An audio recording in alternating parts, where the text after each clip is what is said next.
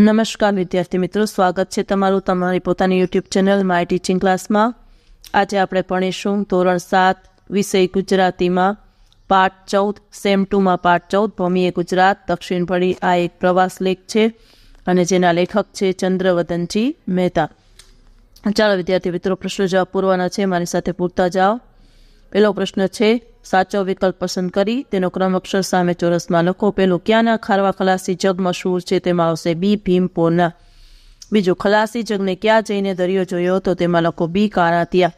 ત્રીજું, ભીમપુરિયા હનુમાનનો મેળો જોવા સુરતીલાલા ક્યાં બેલ દોડાવતો? એમાં લખો બી ગેણિયા। ચોથું, ક્યાંની દીવાદાંડીની અનેક વાતો જાણીતી છે? તેમાં લખો એ હજીરાની। પાંચમું, નીચેનામાંથી ક્યાં લેખકની ગણના 3 નકારમાં નથી? તેમાં લખો ડી નરસિંહ રાવ। છઠ્ઠું, વાડી ગાડી અને લાડીમાં કોણે જિંદગી ધૂળ ધાણી કરી છે? તેમાં લખો સુરતી લાલાઓએ। સાતમું, સોનાની મૂરત સુરત આ તે શા તુજ હાલ કઈ ગુજરાતી કયો ગુજરાતી કવિ રડી પડ્યો? તેમાં લખો ડી કવિ નર્મદ। આઠમું, લાકડીના પુલ આગળ જહાજમાં બેસી મક્કે હજ કરવા કોણ ગયું? તેમાં લખો એ ઔરંગઝેબ। નવમું, કતાર ગામને રસ્તે શમશાન કાંઠે કયું રળિયામણું સ્થળ છે? તેમાં લખો સી અશ્વિની કુમાર। 10મું, સોનગઢ આસપાસના ગામના નામોની છેડે કયો શબ્દ જોડાયેલો જોવા મળે છે? તેમાં લખો સી પાડા। 11મું, ભીલ રાજાઓની મહોલાત ક્યાં જોવા જવું પડે? તેમાં લખો એ રાજપીપળામાં। 12મું, અંગ્રેજ ફ્રાન્સિયા વલંદા એમાંથી કોણે સુરતમાં પાયો નાખ્યો? તેમાં લખો બી અંગ્રેજોએ।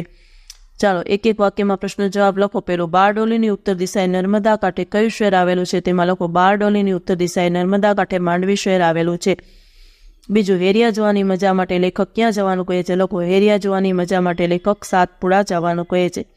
ત્રીજું, લેખક કોના દર્શન કરવા ગિરી અટારી ચડ્યા? તો લેખક રેવાજીના દર્શન કરવા ગિરી અટારી ચડ્યા।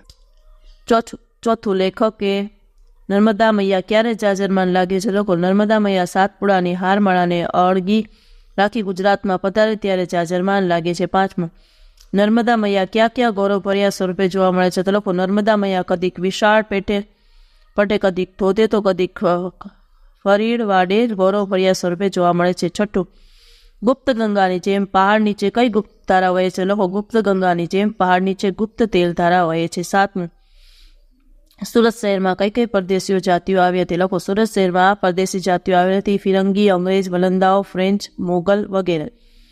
8મું, લેખકે મહાભારત સાથે સંકળાયેલા કયા સંદર્ભોનો ઉલ્લેખ કર્યો? તો લખો લેખકે મહાભારત સાથે સંકળાયેલા સંદર્ભોનો ઉલ્લેખ કર્યો છે કે કુરુક્ષેત્રનું મેદાન, પાંડવોની ગુફા, ભીમની ગદા, હેડ પાવન વગેરે। 9મું, રાજપીપળાથી સુરત કઈ દિશામાં આવેલું છે? તો લખો રાજપીપળાથી સુરત દક્ષિણ દિશામાં આવેલું છે। 10મું, મન તેલ ધારાવત એટલે શું? તો લખો મલ તેલ ધારાવત રાખવો એટલે તેલની ધાર પાણી પર પડે તોય અલગ રહ્યો એ છે તે મનને સંસારથી અલગ રાખવું। ત્રીજો પ્રશ્ન છે, બારડોલીને ભારતનો થર્મોપોલી શા માટે કહે છે? તો લખો થર્મોપોલી એ ગ્રીસના એક મેદાનનું નામ છે। ઈરાનીઓએ ગ્રીકવાસીઓ ઉપર આક્રમણ કરેલું ત્યારે લોકશાહીના રક્ષણ માટે લિયોની દોસ્તોએ આ મેદાનમાં ઉગ્ર લડત આપી હતી। બારડોલીની પણ વલ્લભભાઈના નેત્રોમાં થયેલા ખેડૂતોના સત્યાગ્રહ તેમજ સ્વાતંત્ર્ય સંગ્રામ માટે એક મહત્વના કેન્દ્ર તરીકે જાણીતું છે, તેથી બારડોલીને ભારતનું થર્મોપોલી કહે છે। ચાલો વિદ્યાર્થી મિત્રો, જોડણી જોઈને લખો તમે। પ્રશ્ન નંબર 4 છે, પેલો ખુશનુમા, બીજું જિંદગી, ત્રીજું પ્રાચીન, ચોથું કુરુક્ષેત્ર, જ્વાળામુખી અને ગિરી અટારી। સમાનાર્થી શબ્દમાં લખો। પહેલામાં લખો દરિયો અને ઉત્તી, ભાસ્કર અને દિવાકર, બીજું સૂર્યમાં ભાસ્કર અને દિવાકર, ત્રીજું વન અને અરણ્ય, ચોથું મકાન અને હવેલી, 5મું જમીન અને ધરા, 6થું સરોવર અને જળાશય। પ્રશ્ન નંબર 6, નીચેના શબ્દોના વિરોધી શબ્દ લખો। ચાલો પહેલામાં ભારે તો હલકું, બીજું અંધકાર તો પ્રકાશ, ત્રીજું સ્વદેશી તો પરદેશી અથવા વિદેશી, ચોથું પ્રાચીન તો કે અર્વાચીન, ઉગતું તો ડૂબતું, સમીપ તો કે દૂર, ગુપ્ત તો કે જાહેર, તળે તો કે ઉપર, આશા તો કે નિરાશા। 7મો પ્રશ્ન છે, તળપડા શબ્દોના શિષ્ટ રૂપ આપો। ભોકવું તો ભીચવું, ઘેરિયા તો કે ઘેરૈયા, હેરિયા તો કે બાકુ, ફ્રાન્સિયા તો કે ફ્રેન્ચો। 8મો પ્રશ્ન, નીચેના દરેક શબ્દ સમૂહ માટે એકક શબ્દો આપો। એમાં પેલું ખલાસી, નાવિક, ખારો, બીજું આવશે દીવા દાંડી, ત્રીજું આવશે ખંડીએ, ચોથું આવશે હેરિયું।